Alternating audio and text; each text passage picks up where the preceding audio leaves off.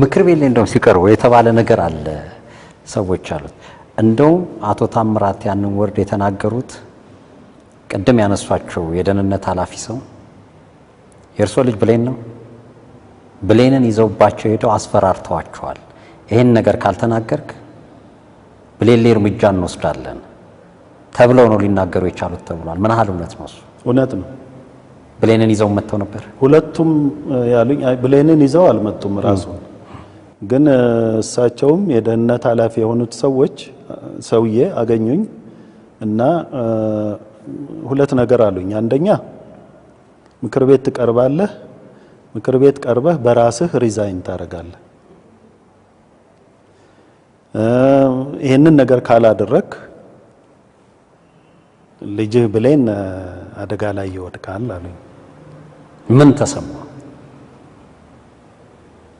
በጣም ሁለት ልብ ሆንኩ። እምቢ ለማለትም ፈለኩ፣ ግን ደግሞ ለልጄ ሳሰብ ያኔ የነበረኝ ድክመት ሊሆን ይችላል። እውነት ነው። ይሄ ራሱ ድክመት ሊሆን ይችላል። የፈለገው ይምጣ ብዬ መናገር አንድ ምርጫ ነበር። ነገር ግን ለነገሩ ያኔ ብፈልግም ልናገር የምችልበት ሁኔታ አልነበረም፣ በኋላ ምክር ቤት ውስጥ ካልሆነ በስተቀር። ነገር ግን በቃ ተስፋ የሚያስቆርጥ ነገር ነው፣ ምንም ማድረግ አይቻልም ብዬ ለልጄም ፈራሁ፣ ለቤተሰቤም ፈራሁ እና እሺ አልኩ። ግን እሳቸው ብቻ አይደሉም። መጨረሻ ላይ ምክር ቤት ልቀርብ ወደ 1 ሰዓት ያህል ሲቀረኝ ባለቤቴ ልብስ አምጪ ተባለች እና ልብስ መጣ። ደህና ልብስ ሱፉም ከነከራባቱ እንዲመጣ ተባለ። እሱን ለበስኩ። ልበስ ተባልኩ፣ ለበስኩ እና ምክር ቤት ትሄዳለህ አለኝ። ያኔ መለስ ራሱ አገኘኝ። አቶ መለስ ራሱ አገኙኝና ቁጭ ብለን ምክር ቤት እንሄዳለን። ምን ተባባላችሁ? ምን ፊት ለፊት ስትገናኙ? ድሮ እንደምታወሩት አወራችሁ? እንዴት ይሆናል? አይሆንም። ደጋግሜ ደግሞ ከዛ በፊት አንዴ አግኝቼዋለሁ። በነገራችን ላይ እንደታሰርኩ ወደዚህ ቤተ መንግስት እንደመጣው አንዴ አግኝቼው ጠይቄዋለሁ። ምንድነው እየተፈጠረ ያለው? ለምንድነው እንደዚህ የሚሆነው? የገዛ ድርጅቴ እንዴት እንዲህ ያደርገኛል ብዬው በኋላ ችግር የለውም በኋላ እንነጋገራለን፣ ይሄ የጊዜያዊ ጉዳይ ነው እና ምንም ዶንት ወሪ አለኝ። ያኔ በነገራችን ላይ 1 ወር ከምናምን እዛ ቤተ መንግስት እስር ቤት ላይ በሆንኩ ጊዜ ያሳስብ የነበረው ነገር ምንድነው? በቃ ከዚህ በኋላ ፖለቲካ ትግል ምናምን የሚባል በቅቶኛል፣ አለቃልኩ። የተሰማኝ ስሜት የክህደት መንፈስ ነው። የክህደት ስሜት ነው የተሰማኝ። የገዛ ድርጅቴ ይሄን ሁሉ የታገልኩለት ይሄን ሁሉ ህይወቴን የሰጠሁት ድርጅት እንደገና መልሶ እኔኑ እንደዚህ የሚያስረኝ ከሆነ አብሬያቸው ብዙ የኖርኳቸው ጓዶች የምንባባል የገዛ ጓደኞቼ ብዙ ደም አብረን ያሳለፈን ብዙ ሬሳ አብረን ያሳለፈን ብዙ የጓደኞቻችን አብረን የገበርን ሰዎች ምንም በሌለ ሁኔታ ሲምፕሊ ስለጠሉኝ ወይም ደግሞ ስለተለያየን በአንዳንድ ጉዳዮች እንግዲህ ይሄን ሰውዬ ገሸሽ ማድረግ አለብን ብለው ወስነዋል። ግን በዚህ ሁኔታ እንዴት ያደርጉታል? እንደው ቢያንስ እንኳን በቃ ልቀቅልን፣ አልፈለግንህም ልቀቅልን፣ ሌላ ቦታ ሂድና ስራ ወይም ሂድ እንኳን ማለት አይችሉም ነበር ወይ ብዬ በጣም ልቤ ተሰብሯል። በጣም ተጎድቻለሁ። በዛ ወቅት እያሉ ነው ያገኟቸው። ሌላ አማራጭ ደግሞ ማየት አልፈለኩም። አሁን ለምሳሌ ተቃዋሚ የሚባሉ ምናምን ሌላ የፖለቲካ ጎራ ነበሩ ብዙዎች። እነሱን ደግሞ በጭራሽ እንደ አማራጭ አልወሰድኩም። እኔም ማስብ የነበረው እዛ ቁጭ ብዬ አሁን እሺ ቀጥሎ ምንድነው የሚሆነው እያልኩ ሳስብ የነበረው 12 ዓመት ታሰራለሁ 18 ዓመት ይፈረድብኛል ምናምን ብዬ በጭራሽ አስቤ አላውቅም።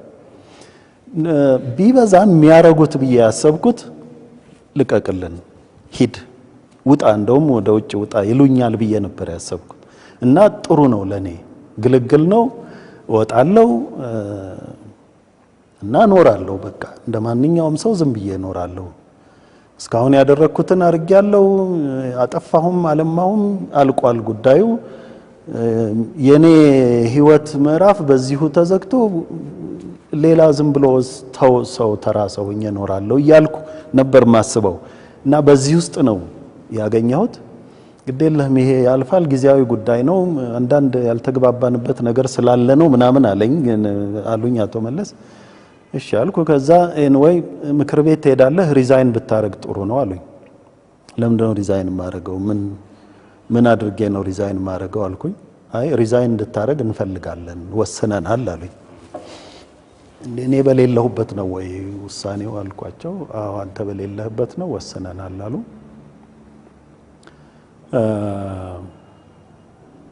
ከዛ ምክር ቤት ቀረብኩ። ምክር ቤት ላይ ያው ሬዚግኔሽን አቀረብኩ።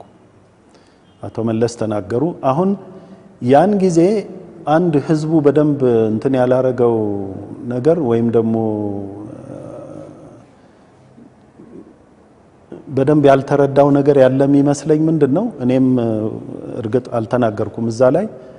እኔ የፈለኩት አሁን ያሰብኩት ቀደም ሲል እንዳልኩ ይለቁኛል እሄዳለሁ ብዬ ስለነበር ሬዚግኔሽኑንም ይሻልኩ። በነገራችን ላይ አቶ መለስ ራሳቸው ይሄንን ሬዚግኔሽኑን ስታቀርብ ደግሞ ሪዛይን ማድረግ ፈልጋለሁ ካልሆነ በስተቀር ሌላ ነገር ማለት ባትል ጥሩ ነው አሉኝ። ባትል ጥሩ ነው ማለት በሌላ አነጋገር እንዳትል ማለት ነው፣ ያው ትዕዛዝ ነው። እና አብረው የልጄን ነገር እሳቸውም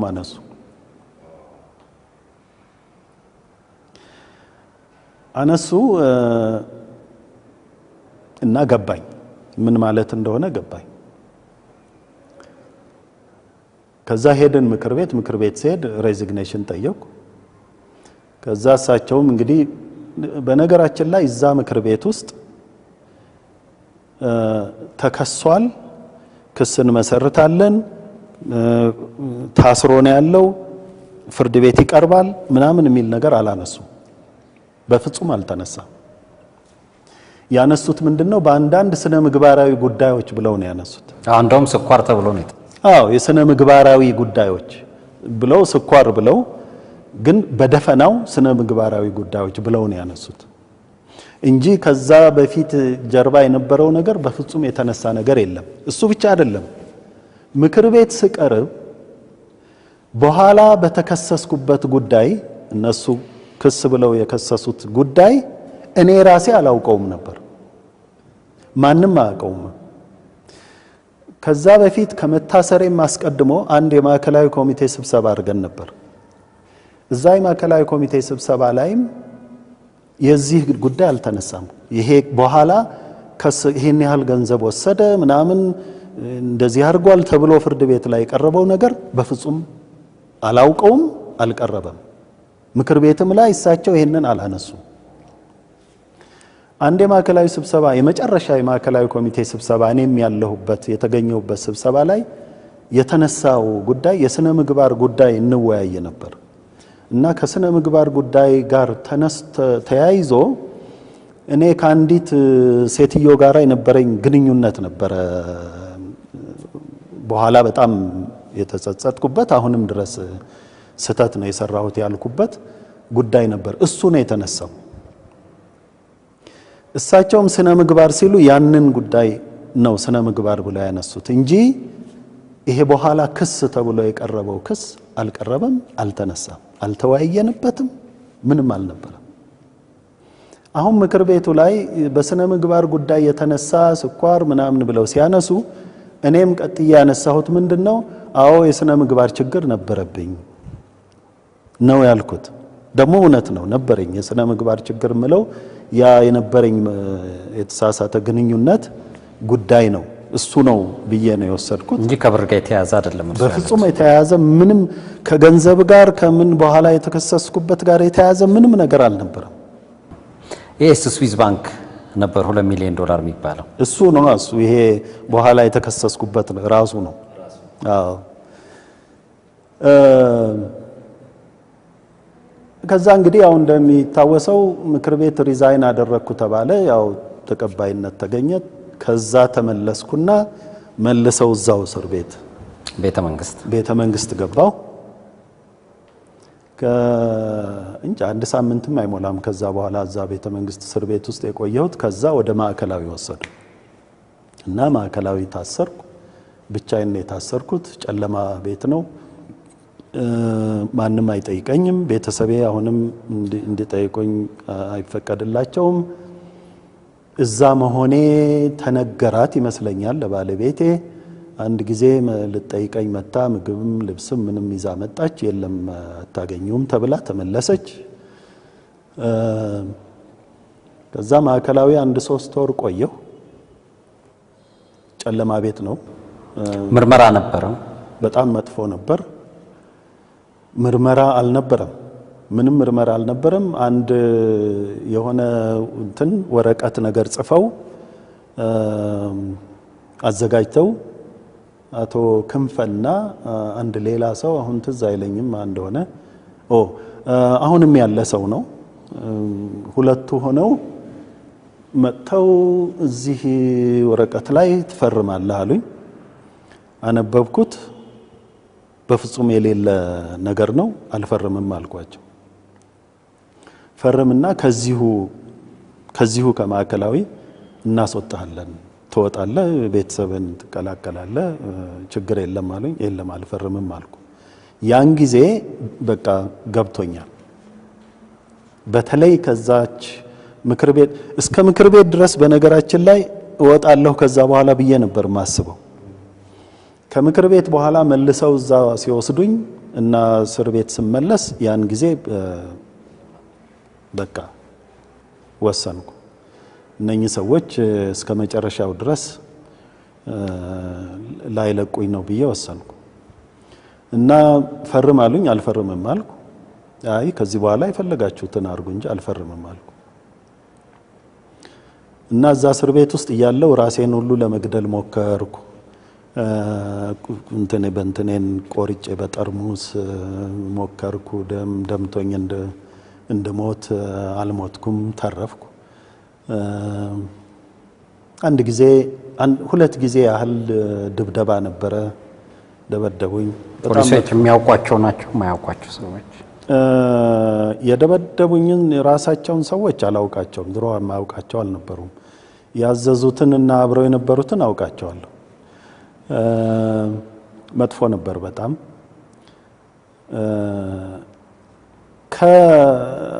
ከአካላዊው ጉዳት ይልቅ በጣም የጎዳኝ ግን የእንትኑ ነው፣ የክህደት ስሜቱ ነው የጎዳኝ። የሚያውቁት ሰው ነው ቆሞ የሚያፍደብድ። የማውቃቸው ሰዎች አንዳንዶቹም ብዙዎቹ ያስተማርኳቸው በብዙ ሁኔታዎች ላይ እኔ አለቃቸው የነበርኩ